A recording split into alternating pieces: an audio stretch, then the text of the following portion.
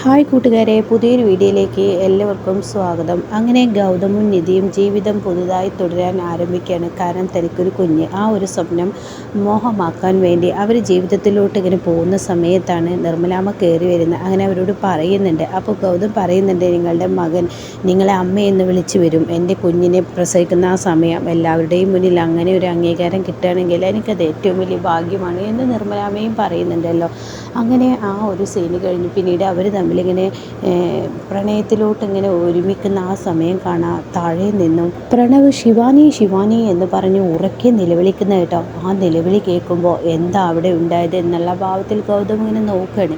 ഇതേസമയം ശിവാനി ശിവാനി എന്ന് പറയുന്നുണ്ട്. പിന്നീടാണെങ്കിൽ അമ്മ എവിടെ, ആൻറ്റി, ഗൗതം, ഏട്ടാ എന്നൊക്കെ ഇങ്ങനെ പറഞ്ഞ് ഓരോരുത്തർ പേര് പറഞ്ഞ് ഇങ്ങനെ വിളിക്കണം കേട്ടോ. അപ്പോൾ ടേബിളിനടിയിൽ നിന്നിട്ടാണ് വിളിക്കുന്നത്. ഇതേ സമയം ഗൗതം പറയണേ, ഇവനാണെങ്കിലോ നമുക്കൊരു പുതിയ ജീവിതത്തിലോട്ട് പോകാൻ ഇവന് സമ്മതിക്കില്ല, നല്ലപോലെ ഒന്ന് ശരിയായി വരികയായിരുന്നു എന്നൊക്കെ പറഞ്ഞിട്ട് അവർ താഴോട്ട് വരണിട്ടാ. എന്നിട്ട് പ്രണവിൻ്റെ അടുത്ത് വന്നിട്ട് ചോദിക്കുകയാണ്, എന്താടാ നിനക്ക്, എന്തിനാ നീ ഇങ്ങനെ വിളിച്ചു പോകുന്നത്?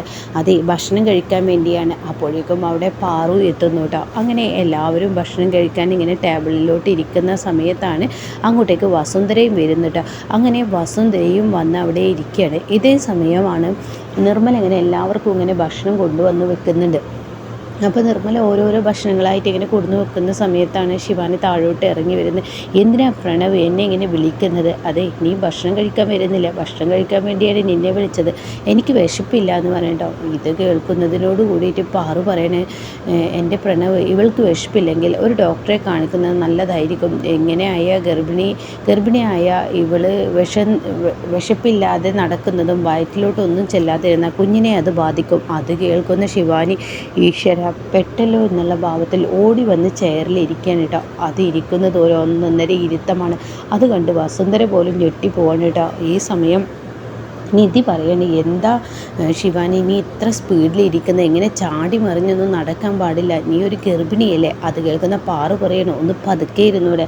അപ്പോൾ ഉടൻ തന്നെ നിർമ്മലയും പറയണേ, എന്താ ചെയറിലൊന്ന് പതുക്കെ ഇരുന്നാൽ കുട്ടി, നീ ഒരു ഗർഭിണിയല്ലേ? അതങ്ങ് കേൾക്കുമ്പോൾ വസുന്ധരയ്ക്ക് അങ്ങ് ദേഷ്യം പിടിക്കാനിട്ടാ. വസുന്ധരയാണെങ്കിലോ, നീ എന്തിനാ അവളെ ഉപദേശിക്കുന്നത്? വീട്ടിലെ വേല ചെയ്യുന്നവൾ വേല ചെയ്താൽ പോരെ? അത് കേൾക്കുന്നതിനോട് കൂടിയിട്ട് അങ്ങ് പ്രണവിന് ദേഷ്യം പിടിച്ച്, എൻ്റെ ആൻറ്റി, നല്ല കാര്യം പറയുന്നതിന് വീട്ടിൽ വേല ചെയ്യുന്ന ആളുകളുടെ ഒന്ന് വാക്ക് തള്ളിക്കളയരുത്, ഒരു നല്ല ഉപദേശമല്ല അത് ചെയ്തത്. അത് കഴിഞ്ഞോട് തന്നെ വസുന്ധര പറയണം, അതെ ശിവാനി, ഇങ്ങനെ ഓടി മറിഞ്ഞ് നടക്കേണ്ട സമയമല്ല, ഇപ്പോൾ പതുക്കെ നടക്കണം, പതുക്കെ ചെയറിലിരിക്കണം, പതുക്കെ സ്റ്റെപ്പ് കയറണം. അത് കേൾക്കുമ്പോൾ പ്രണവിനെ അങ്ങ് ദേഷ്യം പിടിച്ച്, ആൻറ്റി ഈ മലയാളം തന്നെയല്ലേ അപ്പുറത്ത് നിർമ്മല ആൻറ്റിയും പറഞ്ഞത്, അതിനെന്താ ഇത്ര കുറ്റം കണ്ടുപിടിക്കാനുള്ളത് എന്നിങ്ങനെ പറയുന്നു കേട്ടോ. പക്ഷേ ശിവാനിക്കാണെങ്കിലോ പ്രണവ് വീണ്ടും തൻ്റെ ഏട്ടനെയും ഏട്ടത്തിയെയും സ്വീകരിച്ചു എന്നുള്ള ആ ദേഷ്യമാണ് മെയിനായിട്ട് കേട്ടോ. അങ്ങനെ എല്ലാവരും ഇങ്ങനെ ഭക്ഷണം കഴിക്കാൻ ഇരിക്കുന്ന സമയത്ത് ആർക്കും ഭക്ഷണം ഇട്ട് കൊടുക്കുന്നില്ല നിർമ്മല. ഈ സമയം പാറു ഇങ്ങനെ പാറുവിൻ്റെ അടുത്തോട്ട് എന്തോ പറഞ്ഞ് നിർമ്മല പോകുന്നുണ്ട്. അതേസമയം നിധി മാത്രം ഭക്ഷണം കഴിക്കാൻ ഇരിക്കുന്നില്ല. ഇത് കാണുന്നതിനോട് കൂടി ഗൗതം ചോദിക്കും, എന്താ നീ ഭക്ഷണം കഴിക്കാത്ത? ഇവിടെ എല്ലാവരും ഇരുന്നല്ലോ, നീ എന്തിനാ വിളമ്പാൻ നിൽക്കുന്നത്? നീ ഭക്ഷണം കഴിക്കുക. അയ്യോ, എനിക്ക് വേണ്ടാഞ്ഞിട്ടാ. അതെന്താ നിനക്ക് വേണ്ടായിക? എനിക്ക് വേണ്ടാഞ്ഞിട്ടാ. അപ്പോഴേക്കും നിർമ്മല അതിൽ ഇടപെട്ടു കേട്ടോ. നിർമ്മല പറയണേ, അതെ, ഇവൾക്ക് ഭക്ഷണം വേണ്ട, ഇവളെ നിർബന്ധിക്കേണ്ട, അവൾക്ക് അതിൻ്റേതായ ഒരു കാരണമുണ്ട് എന്നൊക്കെ പറയുമ്പോൾ പ്രണവ് പറയണേ, ഇന്ന് എല്ലാവരും ഒരുമിച്ചിരുന്ന് ഭക്ഷണം കഴിക്കണം എന്നാ എൻ്റെ ആഗ്രഹം. ആ ആഗ്രഹം നിറവേറാൻ ഏട്ടത്തെയും കൂടി ഇരിക്കുക. അത് കേൾക്കുന്ന നിധിക്ക് എന്ത് പറയണമെന്നറിയാതെ നിൽക്കുമ്പോൾ നിർമ്മല ഉടൻ തന്നെ പറയണം, പ്രണവ്, നിൻ്റെ ഏട്ടത്തി ഇന്ന് ഒരു വ്രതം എടുത്തിരിക്കുകയാണ്. ഇന്ന് വ്രതമോ? അതിൻ്റെ ഒന്നും ആവശ്യമില്ല എന്ന് പ്രണവ് പറയണേ. അപ്പോൾ ഗൗതം പറയണേ, ഇന്ന് വ്രതത്തിൻ്റെ ഒന്നും ആവശ്യമില്ല, ഇവിടെ ഇരുന്നേ വന്നിട്ട് എന്നിങ്ങനെ ഗൗതം പറയുമ്പോൾ ഉടൻ തന്നെ പ്രണവിനോട് നിർമ്മല പറയും, ഈ വ്രതം എന്തിനു വേണ്ടിയാണ് എടുത്തതെന്ന് അറിഞ്ഞു കഴിഞ്ഞാൽ നീ തന്നെ അതിനെ സപ്പോർട്ട് ചെയ്യും. അപ്പോൾ ഉടൻ തന്നെ പ്രണവ് എന്തിനു വേണ്ടിയെന്ന് ചോദിക്കുകയാണ്. പിന്നെ ഇത് വേണ്ട, പറയണ്ട എന്ന് പറയുന്നുണ്ട്. പക്ഷേ ഗൗതമും കൂടി നിർബന്ധിക്കുന്നതുകൊണ്ട് നിർമ്മല പറയാണ്, നിൻ്റെ കുഞ്ഞിനെ നല്ലപോലെ ഈ ഭൂമിയിലോട്ട് കിട്ടാൻ വേണ്ടി ശിവാനിക്ക് യാതൊരുവിധ പ്രശ്നങ്ങളും ഇല്ലാതെ ശിവാനി ഒരു കുഞ്ഞിനെ പ്രസവിക്കാൻ വേണ്ടി ഏട്ടത്തി ഇങ്ങനെ വ്രതം എടുത്തിരിക്കുകയാണ്. അത് കേൾക്കുന്ന പ്രണവിൻ്റെ കണ്ണ് നിറയാണ് കേട്ടോ. ഏട്ടത്തി, എൻ്റെ കുഞ്ഞിന് വേണ്ടി എന്ത് കെയറിങ്ങാണ് ഏട്ടത്തി നടത്തുന്നത് എന്നിങ്ങനെ പറയുന്നുണ്ട് കേട്ടോ. അങ്ങനെ ഈ വാക്കുകൾ അങ്ങ് കേൾക്കുമ്പോൾ ദേഷ്യം പിടിക്കുന്നുണ്ട് ശിവാനിക്ക്. ഈശ്വരാ, ഇവനിങ്ങനെ അടുത്തടുത്ത് പോകുന്നു, എനിക്കിതൊന്നും കൊണ്ടു നിൽക്കാൻ കഴിയുന്നില്ല. അപ്പോഴേക്കും വസുന്ധരക്ക് അങ്ങ് ദേഷ്യം പിടിക്കണേ. എന്ത് കാണാനാണ് നിങ്ങൾ നിൽക്കുന്നത്? ഭക്ഷണം എന്താ വിളമ്പാത്തത്? എന്നാൽ പാറു ആണെങ്കിലോ, ഇവളെല്ലാം അറിയുന്നു, ഞാനൊന്നും അറിയുന്നില്ല, എൻ്റെ മരുമകൾ നിധിയുടെ കാര്യം ഞാനൊന്നും അറിയുന്നില്ല എന്ന് പറഞ്ഞിട്ട് ഇങ്ങനെ പിറുപിറുക്കുന്നത് കാണുമ്പോൾ ഉടൻ തന്നെ നിർമ്മല അടുത്ത് ചെന്നിട്ട് പറയാണ്, ഞാൻ അറിഞ്ഞതല്ല, ഞാൻ ഊഹിച്ചെടുത്തിട്ട് അങ്ങ് തട്ടിക്കുട്ടി പറഞ്ഞതാണ് എന്നിങ്ങനെ പറയുന്നു കേട്ടോ. നിനക്ക് ഞാൻ വെച്ചിട്ടുണ്ട്, എൻ്റെ കുടുംബകാര്യത്തിലെല്ലാം നീ ഇടപെടുന്നത് നിനക്ക് ഞാൻ വെച്ചിട്ടുണ്ട് എന്നിങ്ങനെ പറയുമ്പോൾ ഉടൻ തന്നെ അവിടെ എന്താ നിങ്ങളിങ്ങനെ സ്വകാര്യം പറയുന്നത് എന്ന് വസുന്ധര ചോദിക്കുകയാണ്. അപ്പോൾ ഉടൻ തന്നെ നിർമ്മല പറയണേ, ഞാൻ ദോശ വേണമെന്ന് ചോദിച്ചതാണ്. ദോശ വേണമെന്ന് ചോദിക്കണോ? ഈ ടേബിളിൽ എത്ര നേരമായി വന്നിരിക്കുന്നത്, എല്ലാവർക്കും ഭക്ഷണം വിളമ്പ് എന്നിങ്ങനെ വസുന്ധര ദേഷ്യത്തോടു കൂടി പറയാൻ കേട്ടോ. പിന്നീടാണെങ്കിൽ പ്രണവ് പറയണേ, ഭക്ഷണം വിളമ്പുന്നതിന് മുന്നേ ആ സ്പെഷ്യൽ ഇങ്ങനെ എടുത്തു കൊടുന്നേ, ഇന്ന് ഞാനൊരു സ്പെഷ്യൽ ഉണ്ടാക്കിയിട്ടുണ്ട്, അത് ആദ്യം എടുത്തു കൊണ്ടുപോവാ എന്നിങ്ങനെ പറയാനേട്ടാ. അങ്ങനെ നിർമ്മല ആ സ്പെഷ്യലുമായി വരികയാണ്. പിന്നീട് എല്ലാവരുടെയും പ്ലേറ്റിലോട്ട് ആ സ്പെഷ്യൽ ഇട്ട് കൊടുക്കുന്നത് കാണുമ്പോൾ ശിവാനിയുടെ വായിൽ വെള്ളം കപ്പിലോടുന്നു കേട്ടോ. ചക്കര പൊങ്കലാണ് ഉണ്ടാക്കിയിരിക്കുന്നത്, ഇനി ഇവിടെ പായസം എന്താ എന്ന് അറിയില്ല കേട്ടോ.